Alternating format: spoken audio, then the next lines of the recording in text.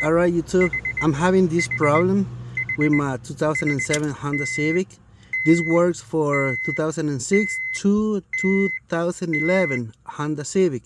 No matter if it's 4 doors or 2 doors. This is the problem that I'm having right now. That there is no crank.